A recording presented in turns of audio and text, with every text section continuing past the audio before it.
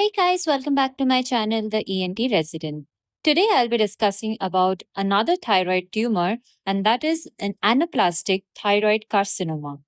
You can also now purchase my notes. I have added links in the description. Okay, so let's get started with our topic. Now, anaplastic thyroid carcinoma is actually a rarer tumor. It constitutes about 5% of all thyroid malignancies.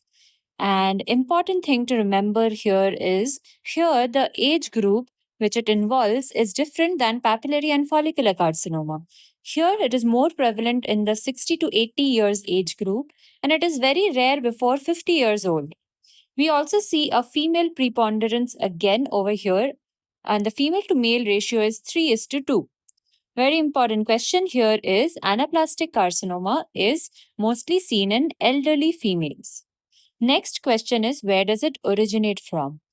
This has its origination, it is a undifferentiated thyroid tumor coming from the follicular epithelium of thyroid. So follicular, papillary as well as anaplastic, they are all arising from the follicular cells. But we knew that follicular and the papillary types, they are more well differentiated types of thyroid carcinoma. This anaplastic carcinoma here is an undifferentiated type of tumor. This is a very aggressive tumor with a very high mortality rate. So, because this is very aggressive and malignant, it has a very low median survival of about 3 to 5 months. So, these are all important MCQs to remember that this is a tumor which is 5% of all thyroid malignancies seen in elderly females, undifferentiated tumor of follicular cells, highly aggressive with a high mortality rate. Now, let's talk about what are the risk factors and etiology in anaplastic thyroid carcinoma. As usual, a previous exposure to radiation. Very important factor here is a pre existing multinodular goiter or a differentiated thyroid malignancy. So, a prolonged stimulation by thyroid stimulating hormone in these two particular conditions can actually bring about a malignant change in these, and they can transform into anaplastic carcinoma. The most common differentiated thyroid malignancy, which can change into anaplastic, is the papillary carcinoma. Third, this is common in iodine deficient areas. And a very important MCQ question here is what are the associated mutations with anaplastic carcinoma? These are P53 and RAS mutations. Now let's talk about what are the clinical features we'll be seeing in these cases. So first of all, as I just mentioned, it can end up appearing in an asymptomatic long-standing goiter patient, which can suddenly change into a rapidly growing tumor. So about in 25 to 50% cases, they have a prior multinodular goiter. 20% cases have a concurrent differentiated carcinoma, and 20% cases have a prior differentiated carcinoma. Secondly, so the presentation here is a rapidly enlarging, painful. It is important to remember this over here because in other cases in papillary and follicular carcinoma, we have seen that they are painless thyroid nodules. But here it is a painful one and hard, ill defined, lower anterior neck mass, usually fixed to the underlying structures. And if it is in a case of a nodular goiter, in that case, sometimes the nodule may also be soft and fluctuant. Why? Because in that case, it will end up indicating focal tumor necrosis. So, this is the usual presentation that we see. And because this is a highly aggressive tumor, the local invasion of different structures is also very high in this case. So, we see local invasion in about 70% cases. So, it can invade the muscles, it can invade trachea, leading to dyspnea and stridor, it can invade the esophagus, leading to dysphagia. It can involve the laryngeal nerve, especially the recurrent laryngeal nerve, leading to hoarseness of voice, and it can also involve the larynx. So it has a high local invasion rate. Other than this, it can also cause a thoracic inlet obstruction and rhabdotalgia. Coming to lymph node metastasis, cervical lymph node involvement is actually very high over here. It's seen in about 80% cases right at the time of presentation.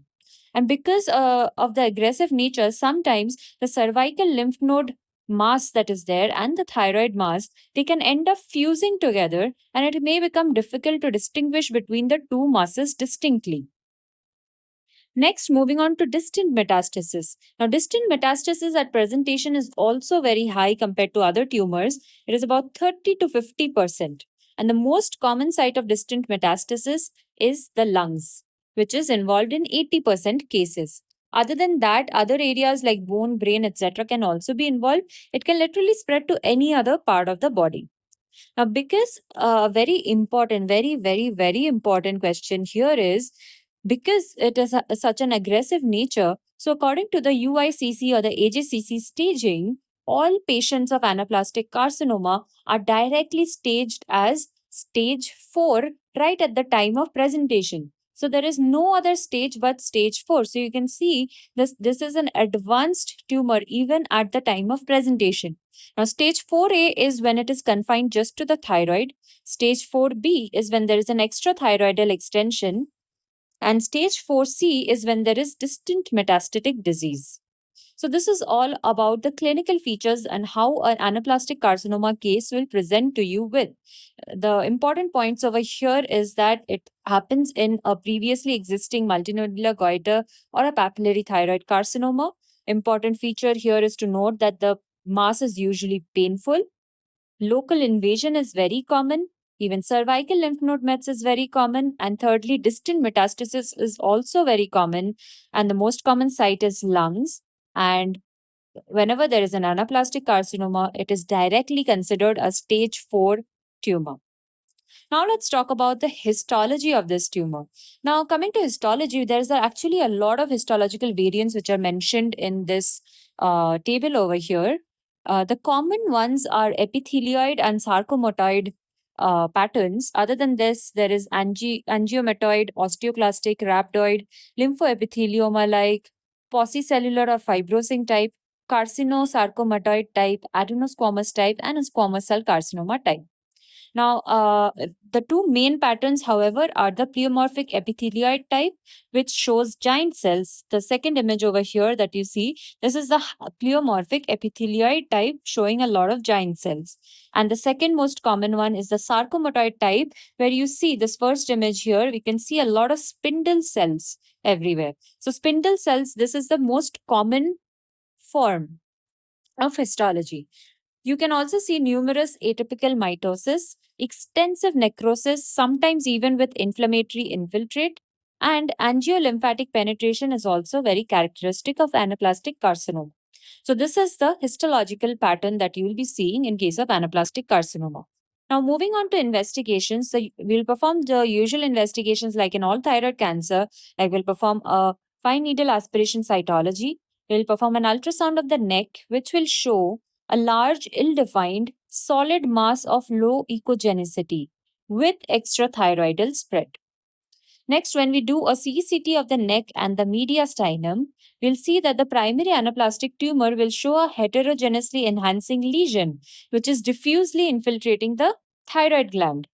Second, necrosis and hemorrhage is very common and they'll appear as a central tumor hypodensity.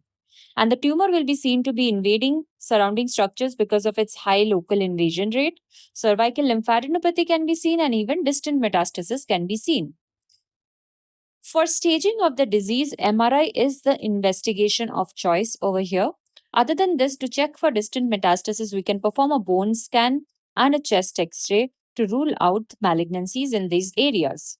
So these are all the investigations we'll be performing in an anaplastic carcinoma. Next, let's move on to discussing the treatment protocol over here. Now, this is a very highly malignant tumor, so the survival rate is very low. Death is usually seen to occur within 1 to 2 years of presentation of the disease. So, treatment options are actually not that curative. So let's discuss treatment and let's divide it into 3 groups. So the first group is when there is a potentially resectable locoregional disease. So if the tumor is resectable, we'll definitely perform a total thyroidectomy with a central and lateral lymph node dissection. And any other ablative surgeries like a total laryngectomy should definitely be avoided. And a tracheostomy may also be needed if the patient is in acute respiratory distress or stridor.